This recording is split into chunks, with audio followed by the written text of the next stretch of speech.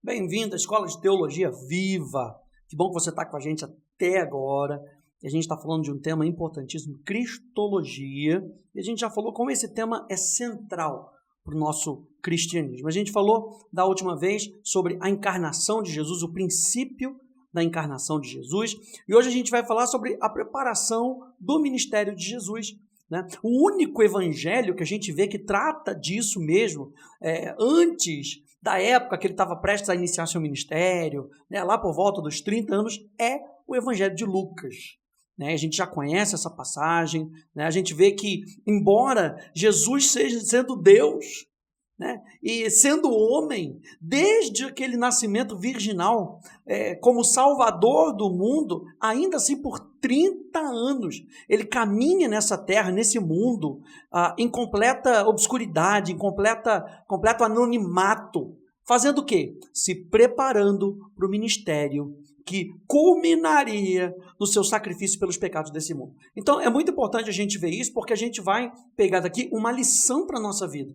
Se Jesus teve que se preparar durante 30 anos para cumprir 3 anos e meio, olha só a importância de eu e você colocarmos o nosso coração no estudo, colocarmos o nosso coração na preparação, para que a gente possa cumprir a vontade de Deus. Lucas capítulo 2 vai ser a nossa passagem de hoje, principal. Lucas capítulo 2, verso 39 até o verso 52. Se você tiver condição, pega a sua Bíblia, né, abra a sua Bíblia aí e vamos ler juntos essa passagem que diz assim: depois de terem cumprido tudo conforme a lei do Senhor, eles voltaram para Galiléia, para a sua cidade de Nazaré. O menino crescia e se fortalecia, enchendo-se de sabedoria, e a graça de Deus estava sobre ele. Todos os anos os pais de Jesus iam a Jerusalém para a festa da Páscoa. Quando ele atingiu os 12 anos, foram a Jerusalém, segundo o costume da festa. Terminados os dias da festa, ao regressarem, o menino Jesus ficou em Jerusalém, sem que os pais dele o soubessem. Pensando, porém, que ele estava entre os companheiros de viagem, andaram um dia inteiro e então começaram a procurá-lo entre os parentes e os conhecidos. E como não o encontraram, voltaram a Jerusalém à sua procura. 3 dias depois o acharam no templo, assentado no meio dos doutores, ouvindo-os e fazendo-lhes perguntas. E todos os que ouviam o menino se admiravam muito da sua inteligência e das suas respostas. Logo que os pais o viram, ficaram maravilhados. E a sua mãe lhe disse: Filho, por que você fez isso conosco? Seu pai e eu estávamos aflitos à sua procura. E ele respondeu: Por que me procuravam? Não sabiam que eu tinha de estar na casa do meu pai? Não compreenderam, porém, as palavras que lhes disse. E voltou com eles para Nazaré, e era submisso a eles. E a mãe dele guardava todas essas coisas no coração. E Jesus crescia em sabedoria, estatura e graça diante de Deus e diante dos homens. Bom, quando a gente lê essa passagem, por um lado a gente vê o quê? Que imediatamente a gente consegue perceber esse fardo, né? E a dificuldade que Jesus teve que suportar em termos da sua vida familiar normal. Ele sendo Deus, o Filho de Deus, e a resposta que ele dá aos pais indica para a gente, sem qualquer sombra de dúvida, que ele estava plenamente consciente dos fatos, daquilo que estava acontecendo na vida dele. Mas, mais uma vez, o que a gente vê? Que para ser qualificado, para levar os nossos pecados, ele teve que viver uma vida absolutamente perfeita, livre do menor vestígio de pecado, livre da desobediência, por exemplo, né? Jesus teve que ser o filho perfeito, assim como ele teve, gente, que se preparar para cumprir perfeitamente as obrigações do filho, como um filho de Deus. Então, o que isso significa para a gente? Isso significa que Jesus teve que obedecer os seus pais quando os pais estavam certos, e ele teve que obedecer os seus pais quando os pais estavam errados. Jesus teve que aprender obediência. Olha só que interessante, ele sendo Deus, uma pessoa que deve ser obedecida, teve que obedecer os pais na terra. E muitas vezes a gente deixa de apreciar, né, esse sacrifício de Jesus de se tornar um ser humano. E a gente já viu isso lá na Kenosis. A gente deixa de apreciar o tipo de sacrifício que Jesus teve que fazer. que Jesus teve que suportar com perfeita paciência os anos de espera, gente. Imagina isso. Imagina os anos de espera, Jesus crescendo, sabendo que as Escrituras falavam acerca dele, ele teve que esperar pacientemente. Meu Deus, como isso fala com a gente? Ele teve que esperar pacientemente, até o tempo que ele seria liberado pelo seu Pai, lá no batismo. A gente vai falar um pouquinho sobre o batismo lá na frente. Então, você está compreendendo como isso é importante para a nossa vida? A cristologia é importante para a nossa vida. Olha só o que diz 2 Coríntios capítulo 8, no verso 9, nos lembra: pois vocês conhecem a graça do nosso Senhor Jesus Cristo, que sendo rico, se fez pobre por amor de vocês, para que, por meio da pobreza dele, vocês se tornassem ricos. Ou seja, Jesus Cristo abriu mão da sua glória. Lembra de Filipenses? Ele abriu mão da sua glória, de uma vida gloriosa, para viver uma vida onde ele teve que se submeter, não só submeter ao Pai Celestial, mas aos seus pais terrenos. Imagina isso, Jesus sabendo que ele deveria fazer algo, ele deveria permanecer em algum lugar, e os pais dele falam: não, Jesus, tem que vir para cá. Chegou a hora da comida, mas eu estou aqui, vem para a hora da comida, você precisa se alimentar.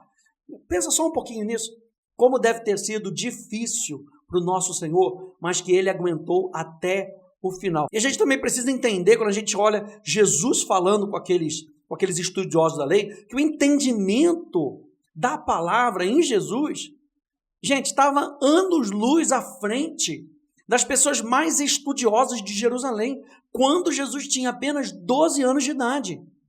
E ainda assim, ele ainda teve que passar mais 18 anos de preparação antes de começar o seu ministério. Você entende que muitas vezes só o entendimento lógico, doutrinário, não é suficiente para que a gente seja lançado no ministério, por exemplo?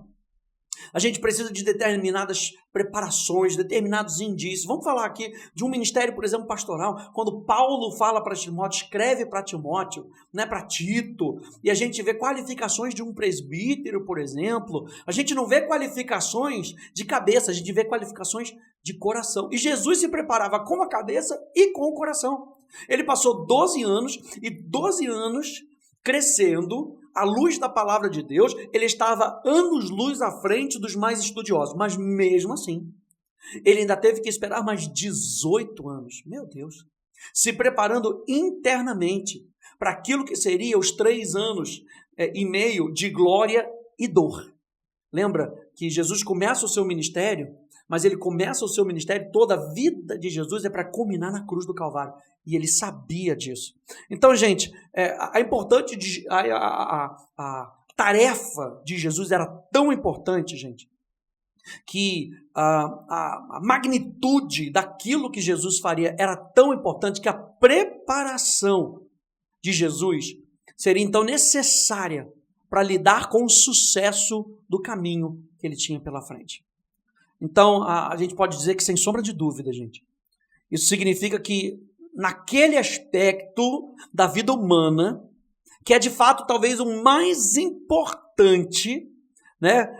Talvez o menos apreciado ali, né, pela humanidade em geral, ou seja, o crescimento espiritual de Jesus, a maturidade espiritual de Jesus, uma maturidade profunda que Jesus tinha, ou seja, a perfeita compreensão de toda a sabedoria do conselho de Deus revelado ao homem, não foi oferecido ao Senhor Jesus numa bandeja de prata.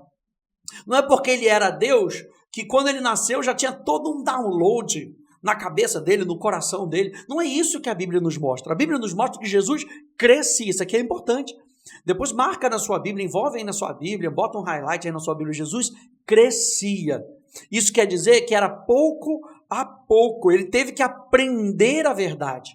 Ele teve que crescer espiritualmente, assim como nós. Lembra que Jesus é nosso representante.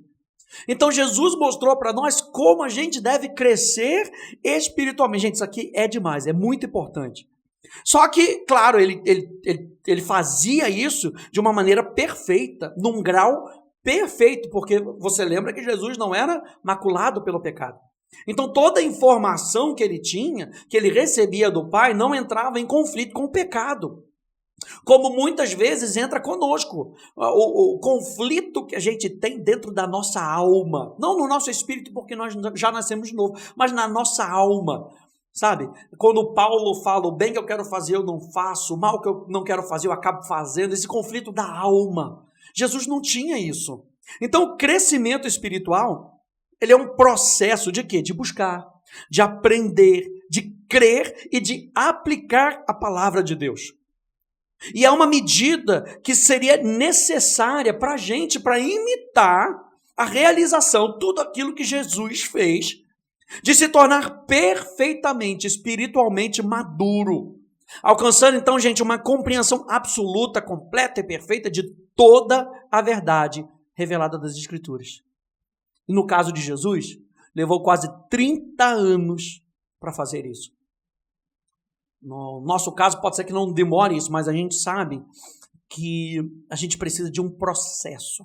E toda a nossa vida cristã é um processo. Não é uma maratona de 400 metros rasos, uma corrida, de 400 metros rasos. É uma maratona. E a gente vai crescendo e cada vez mais vai se aperfeiçoando no conhecimento de Deus, abrindo o nosso coração para Deus. Imagina Jesus agora passando tempo com Deus na sua infância e Deus falando coisas para ele que para ele fazia sentido.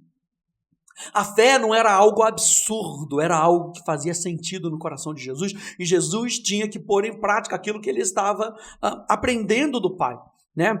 Jesus estava totalmente dedicado ao propósito para aquilo que ele veio, né? Para aquilo que ele foi enviado no mundo. E o amor do Pai era o que governava todos os pensamentos e ações de Jesus. Se Jesus se preparava, era por quê? Porque ele tinha um propósito, ele sabia que ele tinha sido enviado ao mundo para isso, e o amor do Pai governava Jesus. Muitas vezes nós não nos preparamos porque nós acabamos abraçando o amor do mundo, as coisas do mundo. E a gente deixa de lado o propósito e o chamado que Deus tem para nós. Muitas vezes porque a gente não sabe qual é o nosso chamado. Então a gente não se prepara para isso. Uma pessoa só vai estudar medicina e vai encarar talvez 10 anos de medicina porque ela entende que existe um chamado e um propósito no coração dela. Existe um amor dela por uma chamada. Jesus entendeu o amor pela chamada. E quiçá eu e você precisamos mergulhar a fundo no nosso relacionamento com Deus para que a gente possa entender a chamada de Deus para a gente. E aí a nossa preparação vai fazer muito mais sentido, gente. É por isso que eu não deixo de gravar esses áudios, essa escola, porque eu sei que pode te ajudar a você compreender melhor o seu chamado e o seu propósito. Então, gente, toda a realização de preparação pessoal, que era essencial para Jesus, para atingir a maturidade espiritual completa, era para Jesus o quê? A primeira tarefa dele. Então, a primeira tarefa de Jesus, dentro do seu relacionamento, era o quê? Maturidade espiritual. E é uma tarefa que tinha que ser concluída no momento certo. Você entende que Deus tem um momento para nós? Deus tem oportunidades para nós, que muitas vezes a gente deixa passar essas oportunidades, porque a gente não está preparado na nossa maturidade. E Jesus sabia que ele precisava estar preparado com a maturidade. A gente tem uma frase que a gente diz, é na maturidade que se vive o melhor. Então, Deus está te preparando. Se você está fazendo esse curso, se você está escutando esse áudio, eu quero dizer para você que Deus está te preparando, não só na sua cabeça, mas no seu coração, para aquilo que Jesus tem para a sua vida. Então, gente, quando a gente olha para Kenosis, agora voltando ao tópico do quão difícil deve ter sido para Jesus, quando a gente olha para a questão da Kenosis, né? Isso significa que ele não teve qualquer tipo de vantagem injusta. Jesus teve que crescer espiritualmente exatamente da mesma maneira que eu e você temos que crescer. Por isso que isso aqui é tão importante para a gente. E a primeira coisa que a gente vê que Jesus não estava sozinho nisso.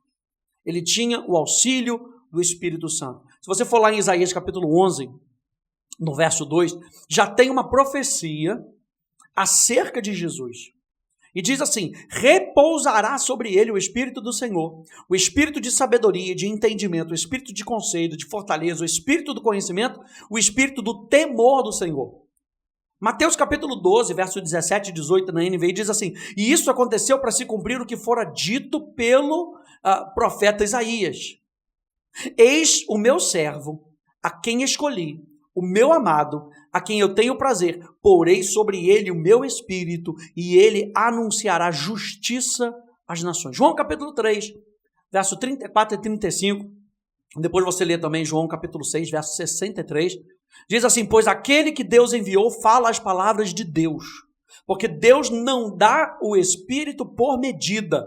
O Pai ama o Filho e entregou todas as coisas na mão dele.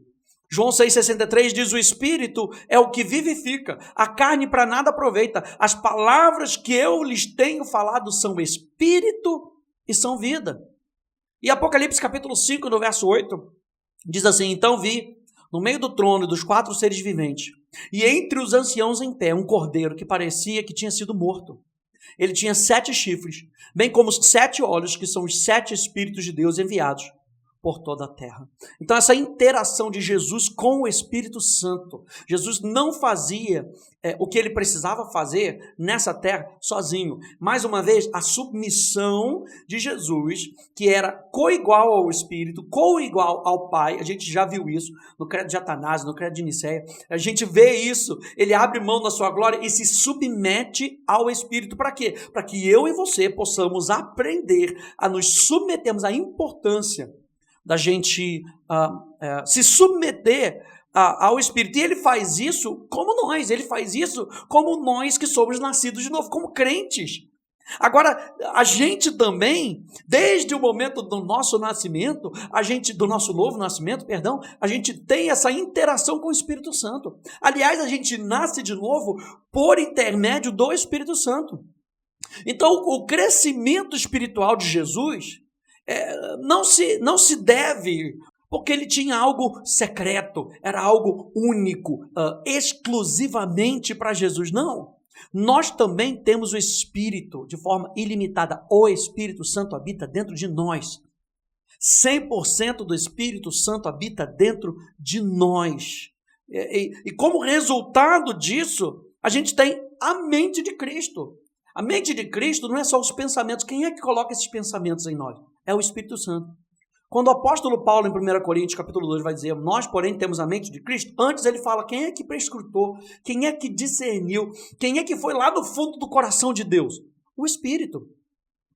Então, se o Espírito Santo conhece as coisas do Pai e ele habita em nós, nós temos a mente de Cristo. Por que nós temos a mente de Cristo? Porque nós temos o Espírito Santo. Ou seja, nós somos a habitação do Espírito, e esse Espírito ilumina a verdade das Escrituras para a gente. E todas essas verdades estão acessíveis a nós, se a gente estiver disposto a seguir cada uma delas. Então, número 1, Jesus tinha o Espírito Santo. Jesus crescia e se fortalecia onde? No seu relacionamento com o Espírito Santo. E a segunda coisa que a gente vê na questão desse crescimento espiritual de Jesus, é que quando a gente olha para as passagens de Lucas, né, que falam da infância de Jesus, Lucas capítulo 2, né, essas passagens fazem referência a uma mecânica de um processo de crescimento espiritual, que Jesus era capacitado pelo Espírito. Né? Lá no versículo 40, depois você dá uma olhadinha de novo, diz que ele cresceu e foi fortalecido ao ser cheio de sabedoria. Ou seja, o Espírito Santo trazia a sabedoria, o Espírito Santo trazia o entendimento, trazendo, claramente esse princípio do crescimento espiritual, de aprender, de acreditar, de aplicar a verdade da palavra de Deus na sua vida. Mas quando a gente olha lá em Lucas capítulo 2, no verso 52, a palavra de Deus nos afirma que Jesus cresceu em sabedoria. E por crescer em sabedoria, ele cresce em graça ou em favor para com Deus e para com os homens, mostrando para a gente, então, o resultado do processo de crescimento espiritual, que é o quê? O prazer de Deus naqueles que respondem a Ele. Meu Deus, anota isso. Qual é o resultado do crescimento espiritual? Que eu vou ficar mais forte. Que eu vou entender melhor as Escrituras. O resultado final é o prazer de Deus. Porque quando a gente está falando da graça, do favor de Deus, que é resultado do nosso crescimento espiritual, a gente está vendo que Deus se agrada desse crescimento, que Deus se agrada de tudo que nós estamos fazendo. E por se agradar de nós, Ele nos dá mais graça. Ele nos dá mais favor. E favor com Deus e favor com os homens. Então o que a gente está falando aqui? O que Lucas nos diz? Que é possível crescer nessa graça. É possível experimentar um aumento da graça de Deus, gente. Eu quero que você entenda que não é por legalismo. Não é porque você está fazendo, sabe? Tem pessoas que acham que, se eu fizer mais, Deus vai me amar mais. Não é o fato de Deus te amar mais, é o fato de você estar respondendo mais a palavra. E quanto mais você responde a voz de Deus, a palavra de Deus, mais aberto você está para a graça de Deus. Então a graça de Deus não é que Deus vai dar mais graça para uns e vai dar menos graça para outro, porque um buscou mais, outro buscou... Não é esse tipo de pensamento humano. Quanto mais eu respondo, mais eu me abro para a graça de Deus. Imagina que você tem, vamos colocar dessa maneira, você tem um copo pequeno de 300 ml. Se você só tem um copo pequeno de 300 ml, quanto que o seu copo quanto de água que pode ser usado, né? 300 ml. Mas se você tem um copo maior, de 500 ml, 700 ml, 1 litro, o quanto que Deus vai poder colocar dentro desse, entre aspas, desse copo? É na quantidade do copo. Então não é por aquilo que você faz, é por aquilo que você se abre, é no prazer de você se abrir. Então é claro, eu quero que você entenda, é claro que a gente tem que fazer alguma coisa. A nossa vida cristã não é uma vida inativa. A nossa vida cristã é uma vida de resposta. E por resposta a gente está falando de uma ação. Então, o prazer de Deus é derramar da sua graça. Entenda isso, o prazer de Deus é derramar da sua graça, mas ele só pode derramar da sua graça na medida que você se abre. É por isso que Tiago vai nos lembrar que Deus dá mais graça ao humilde e resiste o soberbo. Você está vendo que Deus não é injusto? Se você não quiser crescer, Deus não coloca graça sobre a sua vida. Mas se você quiser crescer, ele fala, Deus dá mais graça ao humilde. Quem é o humilde? O humilde é aquele que é dependente. O humilde é aquele que se abre. Sabe, o humilde é aquele que recebe, está pronto para receber. E Jesus nos mostra isso. Jesus estava pronto para receber. E isso nos mostra que é possível obter mais graça e mais favor da parte de Deus. Então, quando a gente faz o que Deus quer que a gente faça, a gente não apenas ganha favor aos seus olhos, lembra que Deus te ama incondicionalmente. Mas ainda tem algo que a gente precisa aprender, é de agradar o coração de Deus. Por mais que Deus te ame, Ele não se agrada com tudo que a gente faz. É ou não é? Então, se a gente peca, Deus não nos deixa de nos amar. Mas Ele não se agrada com aquilo. Ele não se agrada com aquela decisão que a gente tomou. Então, tem coisa que a gente precisa entender, essa diferença entre o amor de Deus e aquilo que o agrada. Quando a gente agrada o coração de Deus, a gente tem mais graça, porque a gente depende dele. Então, quando a gente faz aquilo que Deus quer que a gente faça, a gente não apenas ganha favor aos olhos de Deus, mas Ele também nos dá favor aos olhos de todos com quem nós temos que lidar. Até mesmo dos nossos inimigos. Depois você lê Provérbios capítulo 16, no verso 7. Então esteja preparado. O que Jesus nos ensina aqui em Lucas capítulo 2? Que a gente precisa estar preparado para receber cada vez mais favor do coração de Deus, da parte de Deus. Vê lá em Isaías capítulo 53, algo que é muito interessante, falando com relação a esse crescimento de Jesus. Olha só, uma palavrinha que pode estar oculto ali aos nossos olhos, mas olha só que interessante. Diz assim, quem creu na nossa pregação? Isaías capítulo 53, verso 1 e verso 2. Quem creu na nossa pregação? A quem foi revelado o braço do Senhor? Porque foi subindo como um renovo. Você já tinha visto isso?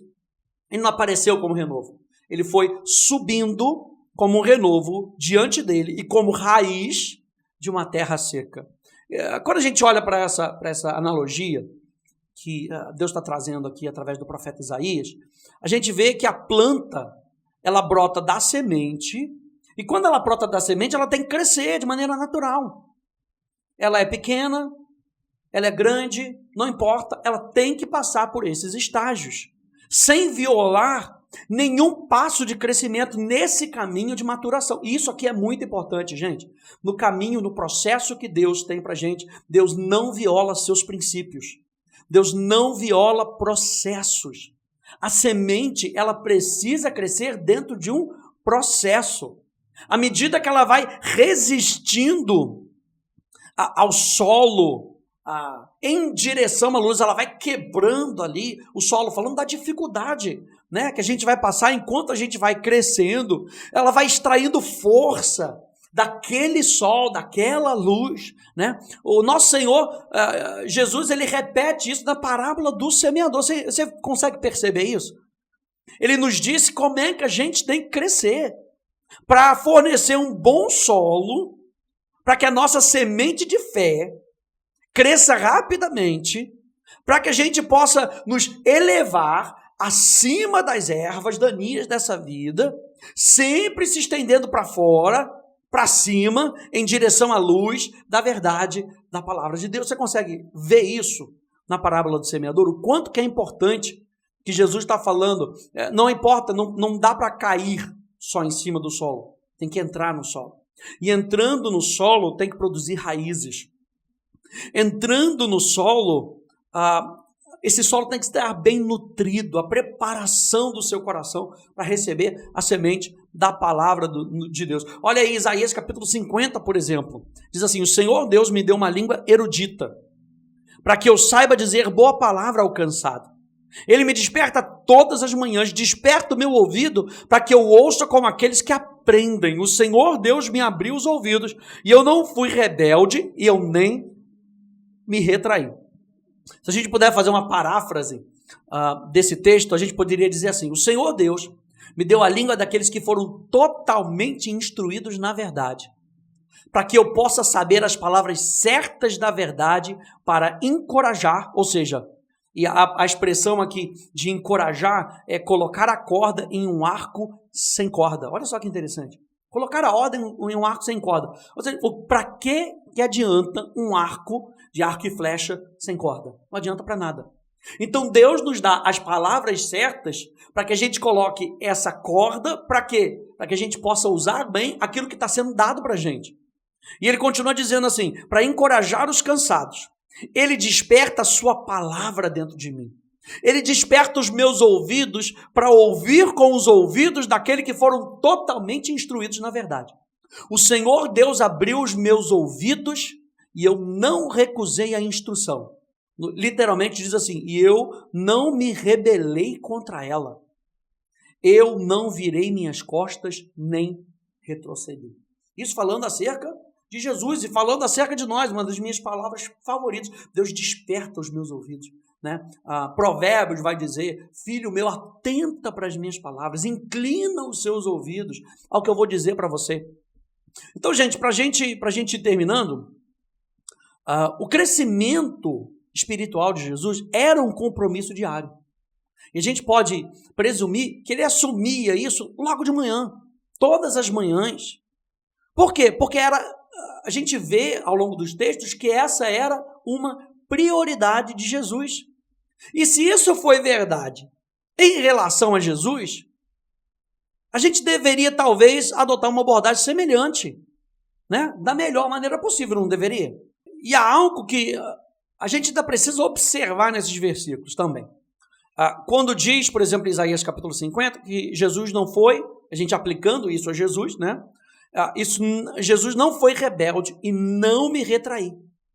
Isso deveria lembrar para a gente que o crescimento espiritual, muitas vezes, não é um processo fácil.